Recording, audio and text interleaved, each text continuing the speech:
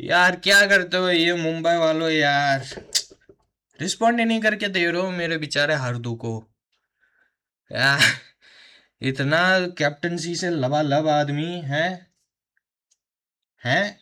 किसी और टीम में कैप्टनसी कर रहा था, वहां पे उसने जिता के रखा था एक साल, दूसरे साल में फाइनल खिला दी। वहां से उठा के लाए हो कैप्टन को है, और फिर रिस्पॉन्ड करके नहीं दे रहे हो कैप्टन को यार। ये कौन सा बिहेव हो गया यार। मूड खराब करते हो यार मुंबई वालों यार। केकेआर फाइट में अभी जिंदा है प्लेऑफ्स के लिए, बट अगेन राजस्थान जीत गई। इन सब डिबेटों का कोई तुक नहीं रह जाएगा। तो अभी ये सारी डिबेटें छोड़ते हैं, सीधा चलते हैं मैच पे। मैच में ये हुआ था कि केकेआर ने टॉस जीता था, और उन्होंने फर्स्ट बॉल चूज़ किया था, मुंबई को भेजा था फर्स्ट बैट। और सही कॉल था। ओवरहेड क्लाउड्स वगैरह थे अच्छे खासे। एक मैच था पंजाब वाला, आई थिंक उसमें कलकत्ता ही टॉस जीती थी। ओवरहेड कंडीशन क्या हो के रखे थे, अज्जू को कुछ समझ ही नहीं आया, वो बैटिंग करने चला गया यार। दो दो ढाई तीन ओवरों में कितने दो तीन विकेटें खो दी थी। मेरे को लगा गए गए 2 पॉइंट। वो तो अच्छा हुआ वॉश आउट हो गया था उस दिन। आज एटलीस्ट कॉल सही सही हो गया अज्जू का उस पे, टॉस पे, कि बॉलिंग चूज की, और बॉल दोनों इनिंग में क्या हिली है बॉल। इस पे चलते हैं मुंबई की बैटिंग कार्ड पे। Ryan Rickelton 7 ball 6 run. फिर Rohit Sharma 13 ball 15 run. Naman Dhir 3 ball duck. Surya Kumar Yadav लगा कि कुछ कर जाएगा आज। वो एक इंटेंट के साथ आया था, एक माइंडसेट वो तय करके आया था कि उड़ा के रखेंगे। क्योंकि बॉल बहुत हिल रहा था, मूवमेंट बहुत मिल रही थी, असिस्ट बहुत मिल रहा था बॉलर्स को। तो सूर्या एक क्लियर माइंड करके आया था कि अगर बॉलर्स को शांत रखना है तो अटैक ही करना पड़ेगा, और वो वही कर रहा था। अनलक्की इनसाइड एज लग के फिर स्टंप उड़ गए भाई के। बट आज वो लग रहा था सूर्या ऑफ ओल्ड।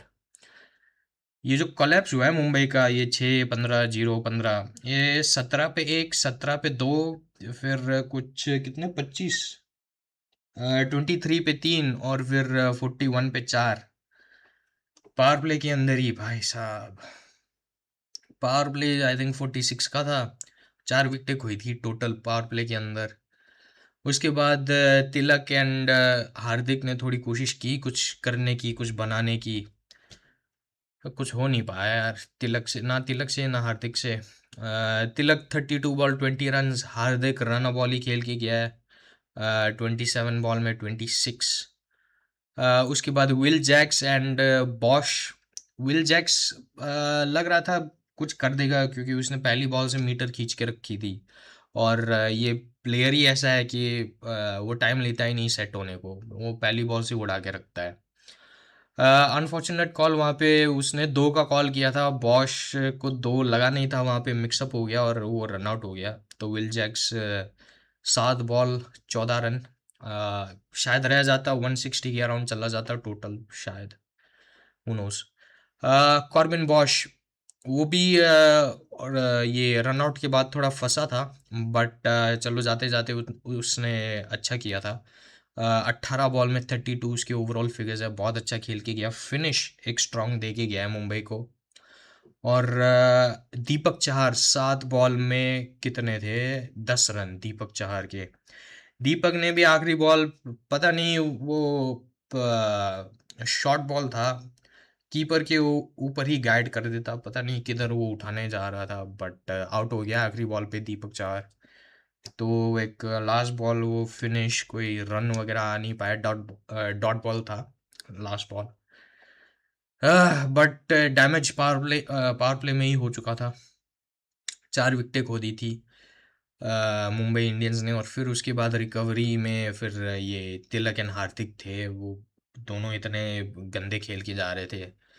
और ये तिलक आई थिंक 20 एक बॉल बाद उसने पहली बाउंड्री मारी है, और पहली और आखिरी ही थी बाउंड्री उसकी, तो एक ही उसने बाउंड्री लगाई है, वरना तो सारे भाग के रन लिए हैं और टुडुक करके बॉल निकाले, बाकी सारे उसने, अरे क्या नाम है इसका, तिलक, तिलक वर्मा ने बहुत बहुत घटिया इनिंग्स अगेन।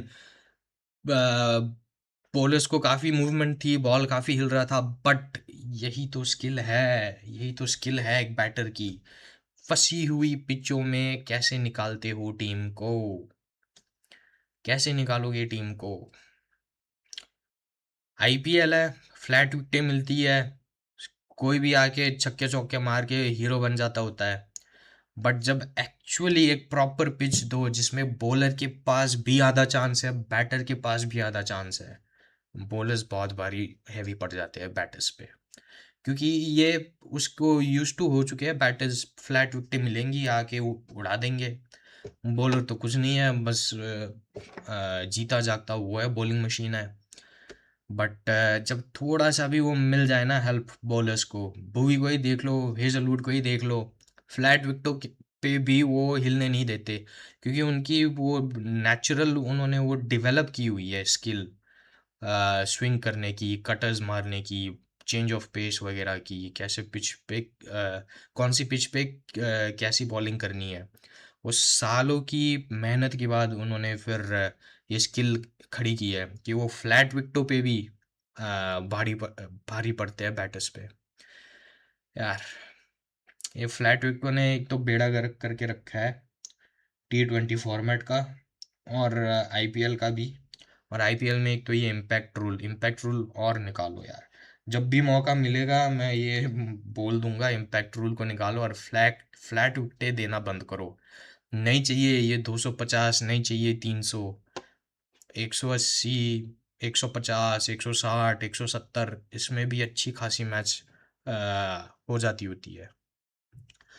इस पे चलते हैं, बहुत ज्ञान हो गया, इस पे चलते हैं बॉलिंग पे।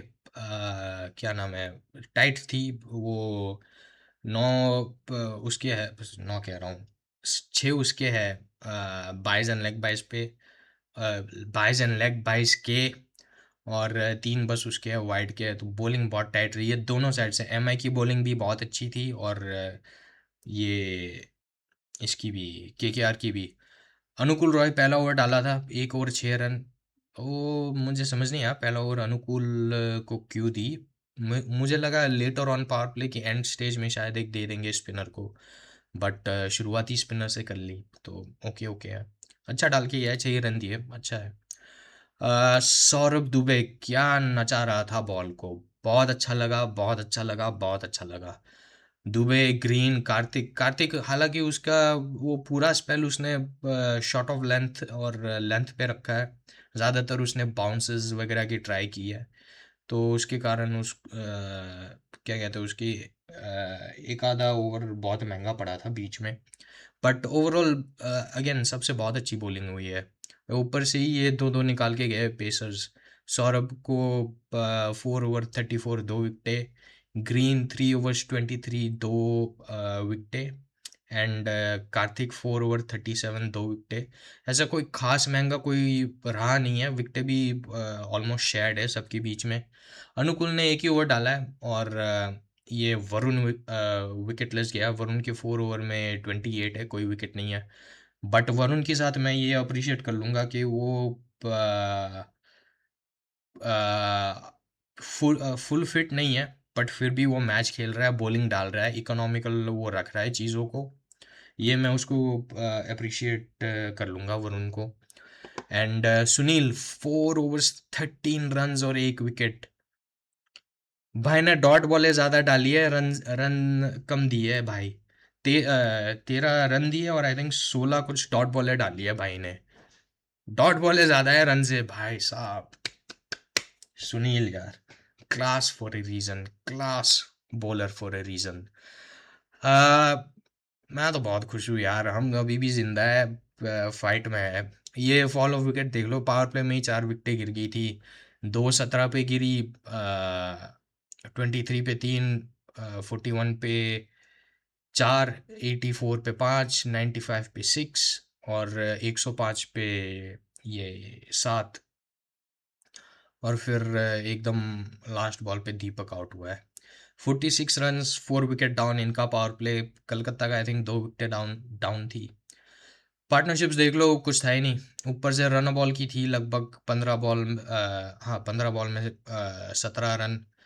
फिर नीचे थोड़ा हार्दिक एंड तिलक अगेन ठमक ठमक चल रहे थे, बट ठीक था। उनको स्टेबिलिटी देनी थी ना उस टाइम पे, तो वो ठीक है। बट अगेन रन थोड़े ऊपर करते यार, रन रन रन रेट थोड़ा बढ़ा के जाते। 49 बॉल में 43 रन्स, और फिर एकदम एंड में ये तेज तरार जो 20 बॉल में 42 रन्स आए, ये बहुत हेल्प कर गए एमआई को एक रिस्पेक्टेबल सा टोटल खड़ा करने में। उसके बाद के के आर आई एंड 7 बॉल रहते रहते चेज कर गई, 4 विकेटों से जीते हैं। नेट रन रेट प्लस में है, बट अगेन बहुत ज़्यादा फर्क है कलकत्ता के net run rate and Punjab के नेट रन रेट में। उस पे पॉइंट टेबल पे जब आऊँगा तब चलते हैं वो क्वालिफिकेशन का क्या है। के यार, अजिंक्य रहाणे 17 बॉल 21 रन्स, ये भी एंकर कर रहा था। मनीष पांडे 33 बॉल 45 रन्स, ये भी एंकर कर रहा था। हालांकि मनीष का ये मैं अप्रिशिएट करूँगा कि जब आउट हुआ 30 में 30 करके आउट हुआ मनीष पांडे, मतलब 30 में 30 रिक्वायर्ड थे, तब तब आउट हुआ मनीष पांडे। मनीष पांडे यार ज़्यादातर उसके साथ यही रहता है कि वो एंकर बहुत अच्छा कर लेता है, उसमें कोई दो राय नहीं है। एक एंड पे वो अपना विकेट बचा के स्ट्राइक रोटेट वगैरह सब करता रहेगा, बट स्ट्राइक रेट का बहुत बड़ा पंगा पड़ता है मनीष पांडे के साथ। एंड ये चलो विकेट ऐसी थी, गेम ही ऐसा था ये कि 150 160 170 180 स्ट्राइक रेट चाहिए भी नहीं था। एक 130 वाला स्ट्राइक रेट भी चल जाता। तो उसके मिजाज का गेम था, और वही हीरो निकला है। ये सबसे बड़ी पॉजिटिव है मनीष पांडे को लेके। और मनीष पांडे के लिए एक और चीज़ यार, अगर विराट रोहित एमएस के लिए अगर कहते हैं ना कि 18 साल से खेलते आ रहे हैं, 19 साल से खेलते आ रहे हैं आईपीएल, पहले दिन से थे, पहले दिन आए थे उधर आईपीएल में, और आज तक खेलते हुए आ रहे। सेम चीज़ अप्लाई होती है मनीष पांडे पे। वो भी इतने सालों से लगा रहा है, फील्डर बहुत कमाल का है, बट बैटिंग में यार वो बहुत गड़बड़ कर देता होता है। वो एंकर करने के चक्कर में, डीप ले जाने के चक्कर में, संभालने के चक्कर में, वो पता नहीं क्या हो जाता है उसको, भाई को। बट वो बहुत सारी ऐसी सिचुएशंस हो के रखी है कि मनीष को ही मैच निकालना था और वो निकाल नहीं पाया। डीप लेके तो चला जाता है, बट फिर निकालना वो भूल जाता है। तो एक ये है एक अनफॉर्चुनेट चीज़ मनीष पांडे के साथ, कि वो फिनिश नहीं कर पाता गेम को। साथ के साथ बीच में वो था फिन एलन, 2 चौके लगा दिए थे, वो भी सूर्या की तरह अनलक्की हो गया, चॉप ऑन हो गया, इनसाइड एज जाके डंडे पे लग गई, चॉप ऑन हो गया। अनलक्की वो भी था, सूर्या भी था। अगर सूर्या उधर से चल जाता है, यहाँ से एलन चल जाता है, तो फिर देखने में मज़ा आता है कि कौन मतलब उनका टोटल क्या होता है, और फिर ये लोग कैसे चेस करते हैं, वो देखने में मज़ा आ जाता। उसके बाद कैमरन ग्रीन बॉलिंग में काम करके गया, एक ही ओवर में 2 विकेटें निकाल के गया था। बैटिंग में चलो फ्लॉप हुआ, 8 बॉल 4 रन। और कॉर्बिन बॉश उसने आई थिंक 2 विकेटें निकाली है, बट मुझे लगा कॉर्बिन बॉश ही ज़्यादा मेन होगा जस्सी के साथ। दीपक को तो मैं चलो ठीक है, वो इकोनॉमिकल तो डाल के जाता है, बट मैं विकेट वाइज मैं दीपक का इतना वो एक्सपेक्ट कर भी नहीं रहा था, और आई डोंट थिंक उसने इतना अच्छा किया भी है क्या। हाँ उसने एक ही निकाली है। हाँ कॉर्बिन से ही मैं एक्सपेक्ट कर रहा था, वो बहुत ज़्यादा डेंजरस होगा, और उसने 3 निकाली है विकेटें। कहाँ पे है ग्रीन, 8 बॉल 4 रन, रवमन बॉल। नसीब अच्छा था, नसीब अच्छा था, इतना मैं कह दूं, नसीब अच्छा था। एक आई थिंक रवमन पॉल का ही था। वो स्पिनर डाल रहा था और वो प्ले करने गया, एज लग के उधर स्लिप और कीपर के बीच में से चला गया। जो स्लिप में जो फील्डर था वो राइट साइड पे चला गया और बॉल लेफ्ट साइड पे आ गई, और कीपर भी इतना फास्ट रिएक्ट नहीं कर पाया, और उसको ये था कि स्लिप खड़ा है, वो बैकअप कर लेगा। तो एक ये था, और एक और था कैच जो उधर आउटफील्ड में छूटा है। दीपक चहार, दीपक चहार ने काफ़ी क्या कहते हैं, कोशिश की है मुंबई को मैच हरवाने की, और वो सक्सेसफुल भी रहा है। दीपक चहर बहुत टाइम तक आई थिंक बॉल के अंडर ही था, दीपक उसी का कैच था। और पता नहीं एंड मोमेंट पे आके उसको कौन सा वो सही जदमल हो गया कि वो आते आते फिर उसने छोड़ दी कि अरे ये दूसरा पकड़ लेगा। यार उसका था ही नहीं दीपक, यार तेरा ही कैच था। घटिया फील्डिंग हुई है यार एमआई की तरफ से, सिंपल सा कैच छोड़ दिया यार। आ, फिर वो कितने करके गया रफमैन, 30 बॉल में 40 करके गया, एंड में वो आउट हो चुका था। फिर उसके बाद Rinku 5 ball 9 run down the ground चौका मार के ख़त्म किया है मैच को, अगर सही से याद है तो। फिर ये तेजस्वी अ, दहिया, आई थिंक तो मैं सही प्रोनाउंस किया है।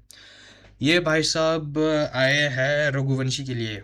रघुवंशी वो हो चुका था, इंजर्ड हो चुका था, कीपिंग भी भाई साहब ने की है। उसको पता नहीं उंगली में कुछ हुआ था, अब श्योर नहीं है। टाइम लगेगा नहीं लगेगा, वो खेल पाएगा नहीं खेल पाएगा, तो वो देखना पड़ेगा कि उसका रिपोर्ट क्या आता है। और बहुत पूरे मैच में यार, एक तो ये चेज का वो टेंशन अलग से, और फिर ये कंकशन सब्स्टिट्यूट का टेंशन अलग से। और कंकशन सब्स्टिट्यूट क्यों, अगेन ऐसी, यार कोई कोई रूल्स है जो समझ नहीं आते। वो कंकस्ट थोड़ी हुआ था, ये रघुवंशी इंजर्ड हुआ था, तो बैकअप कीपर आया था ठीक है, बट उससे उसको अलाउ क्यों किया बैटिंग करने, वो तेजस्वी को, क्योंकि कंकशन नहीं हुआ ना। वो तेजस्वी आया है एज कंकशन सब्स्टिट्यूट, और वो रघुवंशी बाहर बैठा है इंजरी के कारण। तो आई थिंक तो पहले भी ऐसा हुआ है कि कीपर इंजर्ड हुआ था, कीपर या कोई और आदमी इंजर्ड हुआ था, वो फिर एक रिप्लेसमेंट फील्डर अलाउ किया गया था कीपिंग करने या फील्डिंग करने कुछ, बट उसको बैटिंग करना अलाउ नहीं किया गया था। और वो 1 विकेट शॉट से बैटिंग करने आई थी टीम, वो यार याद नहीं आ रहा कौन सा मैच था, बट आई थिंक तो इंटरनेशनल में था, पता नहीं कहाँ पे था वो। ऐसा हुआ था, मुझे इतना याद है, याद नहीं आ रहा कहाँ पे हुआ था। तो अगेन बहुत कन्फ्यूजन था मुझे इस चीज़ को लेके कि कंकशन सब्स्टिट्यूट वगैरह, मुझे लगा उसको बैटिंग अलाउ नहीं होगी तेजस्वी को, तो रघुवंशी आएगा, और रघुवंशी इसलिए ऊपर नहीं आया क्योंकि इंजर्ड था, तो एकदम एंड एंड में आता अगर ज़रूरत पड़ती तो। बट चलो छोड़ो, जो भी है, जो हुआ सो हुआ, जो हुआ सो हुआ भाई। अब अपने फेवर में गया है, छोड़ो, क्या लेन देना। तेजस्वी भाई साहब 12 बॉल 11 रन, और यहाँ पे भी दीपक चाहर ने टांग अड़ाई है अपनी। यहाँ पे भी रिकल्टन आराम से जा रहा था कैच पकड़ने को, रनिंग बैक, वहाँ पे भी वो दीपक चाहर घुसा हुआ था कैच छुड़ाने के चक्कर में। उसके बाद अनुकुल रॉय 4 में 4।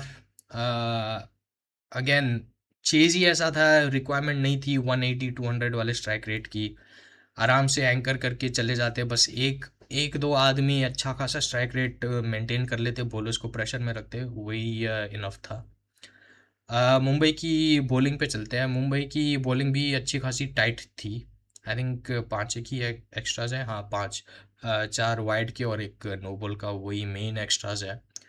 दीपक Chahar 3 over 23 run 1 wicket, Chahar की 4 ओवर क्यों नहीं कराई।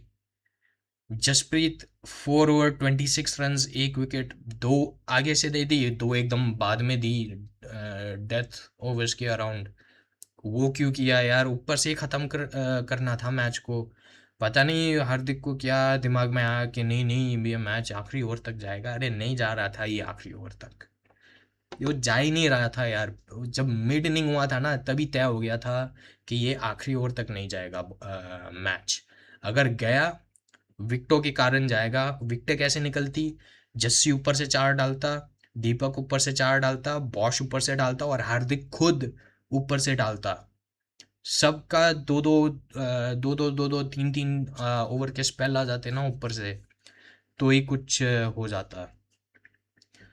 ये क्या कहते हैं, हार्दिक को तो खुद स्टैंड अप करना था यार उसमें पावर प्ले के अंदर। वैसे तो पिछले साल तो वो खुद भाग के आता था पहली ओवर। अब पता नहीं क्या होके रखा है उसको। उसको लग रहा है कि वही गलती कर रहा था पावर प्ले में डाल के। भाई तू गलती नहीं कर रहा था, बुमराह से ना डला के ये गलती कर रहा था। बुमराह को दो पहली तीसरी एंड पांचवी ओवर, 3 ओवर फिक्स रखो बुमराह के, तभी कुछ होना जाना है। साथ में दो दीपक को दे दो, एक आधा तुम रख लो, और पावर प्ले के बाद कॉर्बिन को चालू रखो। कॉर्बिन और स्पिनर्स, और कॉर्बिन को रोटेट करते रहना। ऐसा नहीं कि कॉर्बिन के चार मिडल में ही ख़त्म कर दिए। कॉर्बिन वो लेटर स्टेजेस में भी अच्छा खासा काम आ जाता है 12वीं ओवर के बाद। बुमराह 4 और 26, एक विकेट। कॉर्बिन बॉश लग रहा था कॉर्बिन ट्रबल करेगा मुझे पिच को देख के पहली इनिंग्स में, और वही हुआ। 3 over 30 run, 3 wicket Corbin Bosch यार, बहुत अच्छा परफॉर्म करके जा रहा है। गंजाफर 4 ओवर 25 रन, 1 विकेट। सब ने ओवरऑल तो बहुत अच्छी बॉलिंग डाली है। अ, ऐसा ऐसा बॉलर है जिसने इक्के दुक्के ओवर ही डाले, वो थोड़ा महंगा रह गया है जैसे रघु की तरह। बट ओवरऑल तो बहुत अच्छी बॉलिंग हुई है। हार्दिक 2 ओवर 13 रन। भाई तेरे को लीड लेनी थी उसमें मिडल में। स्पिनर्स का इतना ज़्यादा काम था नहीं। गन जफर के डलाए चार वो ठीक थे। वो फिर जैक्स और ये रघु वगैरह का कोई काम नहीं था। पेसर ही ऑन रखता, अच्छा खासा हेल्प मिल रहा था। बॉल भी अच्छा खासा मूवमेंट दे रही थी यार, पेसर्स का ही काम था। रघुवंशी 2 ओवर 23 रन, कोई विकेट नहीं। And Will Jacks 5 ball 7 run and कोई विकेट नहीं उसको। पावर प्ले 51, 2 विकेट डाउन, उधर से 4 विकेट डाउन, 46 रन।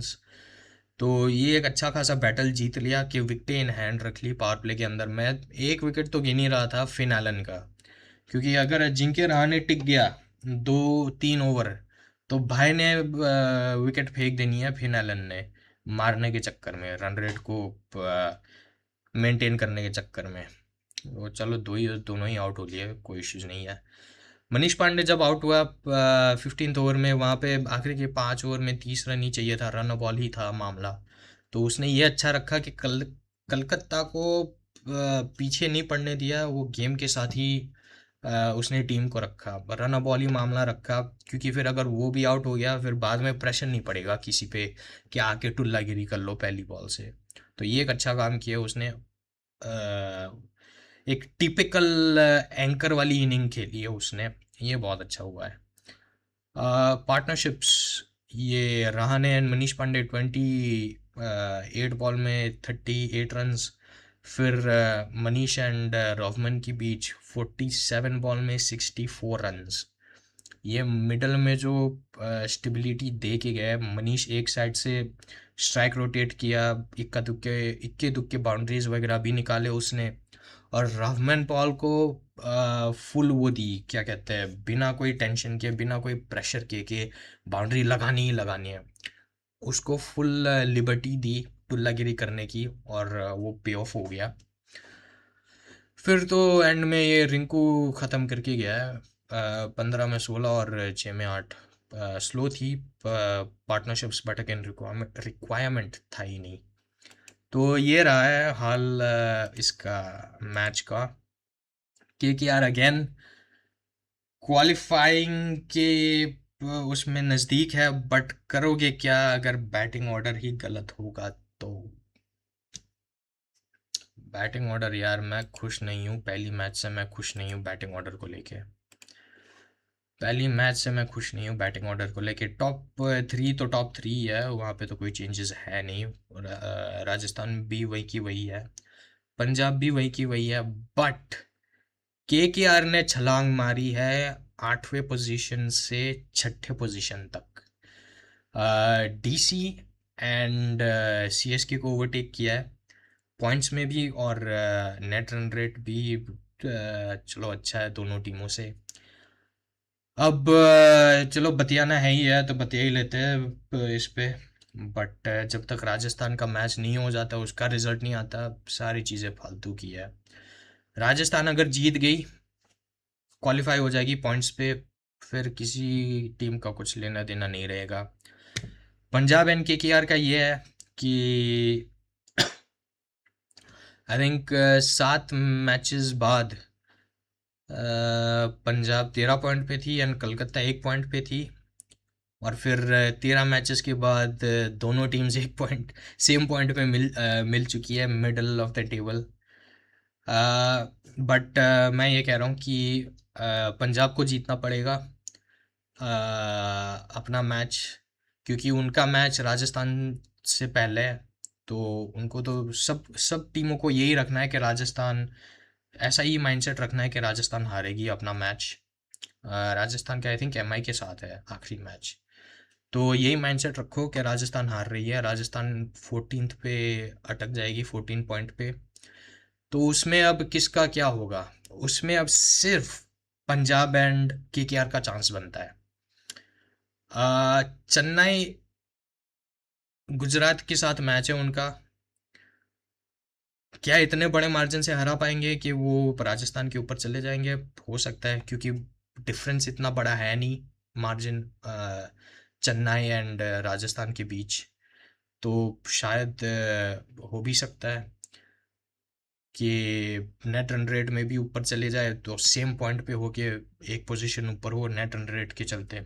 चेन्नई भी गेम में है। पंजाब का आखिरी मैच है आई थिंक एलएसजी के साथ। पंजाब अगर जीत जाती है 15 पॉइंट, तो फिर चेन्नई वगैरह का कोई चांस नहीं बनता।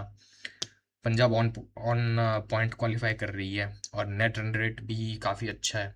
और अगर जीतेगी तो नेट रन रेट तो डाउन तो नहीं जाएगा, ऊपर ही जाएगा। उसके बाद केकेआर का आखिरी मैच है दिल्ली दिल्ली के साथ संडे को। संडे जो नाइट मैच है वो केकेआर का है, केकेआर डीसी का। वहाँ पे सिनारियो आ चुका होगा, अगर राजस्थान हार गई सिनारियो आ चुका होगा कि कलकत्ता को इतने मार्जिन से जीतना है क्वालिफाई करने के लिए। हाँ, इतने रनों से जीतना है या इतने ओवरों में चेस करना है, दो में से एक सिनारियो आ जाएगा कलकत्ता के लिए। और चेन्नई, यार अगेन चेन्नई पे तो बात होगी, चेन्नई पे क्या बात करनी है। दिल्ली, अब दिल्ली का यार एकदम आउटसाइड चांस है। मैं पहले भी गिन नहीं रहा था, बट मैथमेटिकली हो सकता है, तो मैथमेटिकली भी वो हमें भी कंसिडर करना पड़ेगा। होगा नहीं, अगेन स्टेटिस्टिकली और रियलिटी अलग रखो। रियलिटी ये है, अगर डीसी जीत भी गई तो भी वो क्वालिफाई नहीं हो रही। नेट रन रेट इतना ज़्यादा माइनस में हो के रखा है। या तो ऐसा हो कि 100 रन वो एक ही ओवर में चेस कर जाए, तो उनका कुछ बन जाए, 10 विकेटों से जीत जाए, 19 ओवर्स रह जाए, तो शायद उनका कुछ बन जाए। उनके लिए तो बहुत आउटरीचेस हो के रखा है क्वालिफिकेशन, क्योंकि नेट रन रेट उनका बहुत ज़्यादा खुदा हुआ है। तो गिवन दैट बाकी सारी टीम्स वहीं पे रहती है जहाँ पे है, डीसी क्वालिफाई कर लेगी उस पे नेट रन रेट पे। राजस्थान क्योंकि डीसी जीतेगी कलकत्ता के अगेंस्ट, तो डीसी एंड राजस्थान के सेम पॉइंट हो जाएंगे। बट अगर ये फैंटेसी चेस अगर हो जाए, तो नेट रन रेट में ऊपर आएगी, जो कि होना जाना है नहीं। अगर डीसी जीत भी गई तो भी राजस्थान क्वालिफाई है, हार गई तो अगेन डिपेंड करता है राजस्थान का रिजल्ट क्या निकलता है हार जीत का। अगर राजस्थान हारी हुई है और डीसी भी हार गई तो कलकत्ता अंदर है। But Punjab and KKR most realistic है यार। Punjab and KKR most realistic है। सीएसके टाई ही कर सकती है डीसी के साथ पॉइंट्स पे। अगेन डिपेंड करता है कितने मार्जिन से जीतती है चेन्नई। चेन्नई का पूरा खेल इसी पे है कि कितने मार्जिन से जीत सकती है, क्योंकि नेट रन रेट अच्छी करनी है और 2 पॉइंट्स लेने हैं। चेन्नई 2 पॉइंट ले लेगी, सीधा चले जाएगी चौथे पोजीशन पे। बट अगेन सब चीज़ों का कोई फायदा नहीं है अगर राजस्थान जीत गई तो। इट विल ऑल बी ए मू पॉइंट। इफ यू नो तो यू नो। आज रात को कौन है? आज रात को है चेन्नई एंड गुजरात। अच्छा, आज रात को ही है। ये होगा अहमदाबाद में, चेन्नई एंड गुजरात। आ, गुजरात जीत जाएगी, क्योंकि उधर गुजरात एंड एसआरएच का भी बैटल है। उसके लिए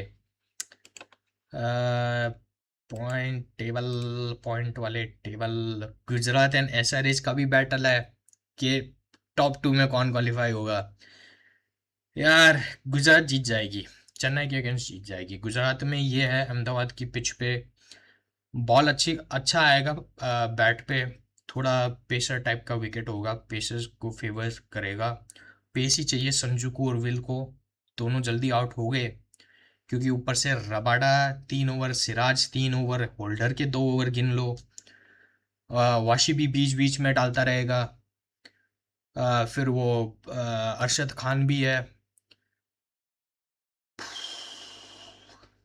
गुजरात जीत जाएगी, गुजरात जीत रही है। अगेन संजू एंड उर्विल से एक अनबिलीवेबल नॉक चाहिए, ब्रेविस का भी कंट्रीब्यूशन चाहिए, एंड कार्तिक शर्मा भी जो पिछले 1-2 मैच में करके जा रहा है, एक अच्छे खासे स्ट्राइक रेट के साथ जो खेल के जा रहा है, वो भी चाहिए।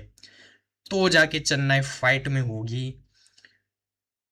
200 220 तक गुजरात गेम में होगी, उसके ऊपर कर लो चांसेस है, क्योंकि फिर गुजरात में गिल, बटलर, सुदर्शन, 3 में से 2 विकेट जल्दी आउट कर लो, बात बन जाएगी चेन्नई की।